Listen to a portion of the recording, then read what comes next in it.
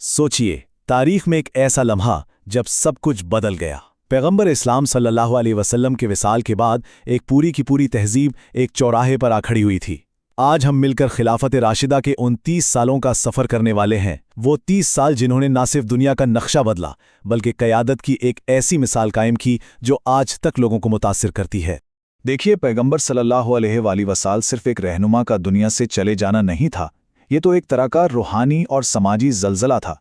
वो रोशनी जो सबको रास्ता दिखाती थी वो अचानक बुझ गई थी। अब सवाल सिर्फ ये नहीं था कि अगला हुक्मरान कौन होगा, नहीं, असल सवाल तो ये था कि इस कम्युनिटी को, इस उम्मत को बिखरने से कैसे बचाया जाए। ये वो सवाल था जिस पर उनका पूरा मुस्तकबिल टिका हुआ था। तो इस बहरान के जवाब में उन्होंने पीछे मुड़कर नहीं देखा बल्कि आगे का सोचा। उन्होंने एक बिल्कुल नया, एक इनकलाबी आइडिया पेश किया, खिलाफत का तसव्वुर। और ये समझना बहुत जरूरी है कि ये कोई बादशाहत नहीं थी, ना ही कोई खानदानी निजाम था। ये कुछ बिल्कुल अलग था, एक ऐसा सियासी तजुर्बा जिसकी कोशिश थी कि ईमान और हुकूमत को एक साथ जोड़ दिया।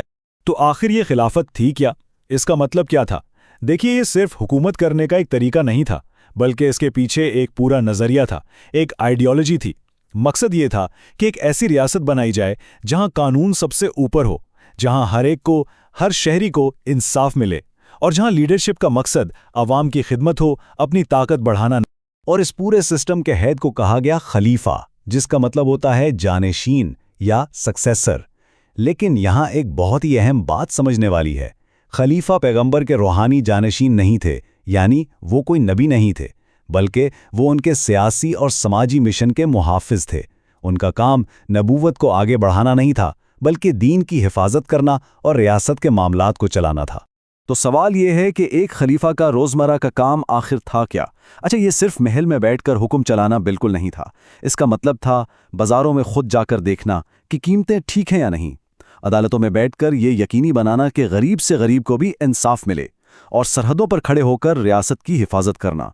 ये एक ऐसी जिम्मेदारी थी जिसमें हर पल जवाबदेही का एहसास शामिल था। तो चलिए अब उन 4 हस्तियों की बात करते हैं जिन्होंने इस बड़े नज़रिए को हकीकत में बदला। ये कोई आम लीडर्स नहीं थे, ये वो लोग थे जो पैगंबर सल्लल्लाहु अलैहि वसल्लम के सबसे करीबी साथियों में शुमार होते थे। इनकी कहानियां कुर्बानी, हिम्मत, दानिशमंदी और इंसानी आजमाइशों की कहानियां हैं।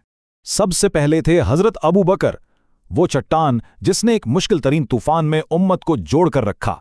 उनके बाद आए हजरत उमर, वो दूरअंदेश लीडर जिन्होंने एक इंसाफ पर मबनी रियासत की बुनियादें मजबूत कीं। फिर आए हजरत उस्मान, वो नरम दिल शख्सियत जिन्होंने कुरान को एक किताबी शक्ल में जमा किया। और आखिर में थे हजरत अली, वो बहादुर जंगजू और आलम जिनका दौर बहुत सी आजमाइशों से गुजरा। इन चारों को एक खास लक़ब से याद किया जाता है, राशिदून। इसका मतलब है सही रास्ते पर चलने वाले या द राइटली गाइडेड। और ये सिर्फ एक अच्छा सा नाम नहीं है, बल्कि ये अपने आप में एक बहुत बड़ा बयान है। ये इस बात का ऐलान है कि इनका दौर एक मिसाली दौर था, एक ऐसा म्यार, एक ऐसा बेंचमार्क जिस पर बाद के तमाम मुस्लिम हुक्मरानों को परखा जाता रहा। तो सवाल ये पैदा होता है कि आखिर उनकी हुकूमत में ऐसी क्या खास बात थी जो उसे तारीख में इतना मुनफरिद बनाती है? क्या वो उनकी बड़ी बड़ी फौजें थीं या उनका भरा हुआ खजाना? नहीं, बिल्कुल नहीं। वो थे वो उसूल जिन पर उनकी हुकूमत खड़ी थी, वो आइडियाज़ जो उनके हर एक फैसले के पीछे होते थे। उनकी हुक्मरानी समझें कि 4 सुतूनों पर खड़ी थी।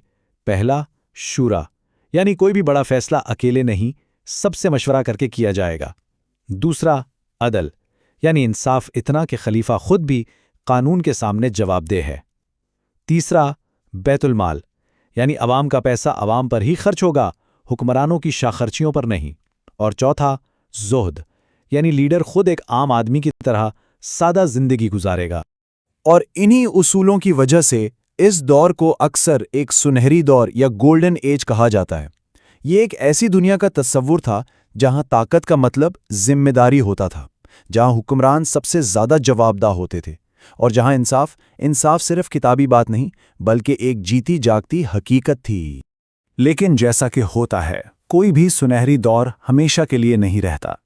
अंदरूनी इख्तिलाफात और सियासी तनाव ने आहिस्ता आहिस्ता इस मिसाली निज़ाम को कमज़ोर करना शुरू कर दिया। और फिर आखिरकार एक ऐसा मोड़ आया जिसने इस्लामी तारीख का रुख हमेशा के लिए बदल कर रख दिया। और ये तब्दीली थी क्या? ज़रा इस फ़र्क को देखिए। एक तरफ था खिलाफत राशिदा का निज़ाम, जहां लीडर को उसकी काबिलियत और बाहमी मशवरे से चुना जाता था, और दूसरी तरफ आया वो निज़ाम जहां हुकूमत बाप से बेटे को विरासत में मिलने लगी। ये सिर्फ एक सियासी तब्दीली नहीं थी, ये तो लीडरशिप के पूरे आइडिया की, पूरे नज़रिए की तब्दीली थी। तो आखिर में खिलाफत राशिदा की असल मिरास क्या है? कोई बड़ी बड़ी इमारतें या फतूहात नहीं, बल्कि एक नज़रिया, ये आइडिया कि हुकूमत इंसाफ, सादगी और जवाबदेही पर भी चल सकती है। ये एक ऐसा मॉडल है जो आज 1400 साल बाद भी दुनिया भर में लोगों को इंस्पायर करता है। तो हम एक आखिरी सवाल पर आकर रुकते हैं। क्या इंसाफ, मुशावरत और सादगी जैसे उसूल, क्या ये आज की इस पेचीदा दुनिया में भी मुमकिन है, या ये सब सिर्फ एक पुरानी भूली बिसरी कहानी बनकर रह गए हैं? इसका जवाब शायद तारीख की किताबों में नहीं, बल्कि हमारे अपने फैसलों में छुपा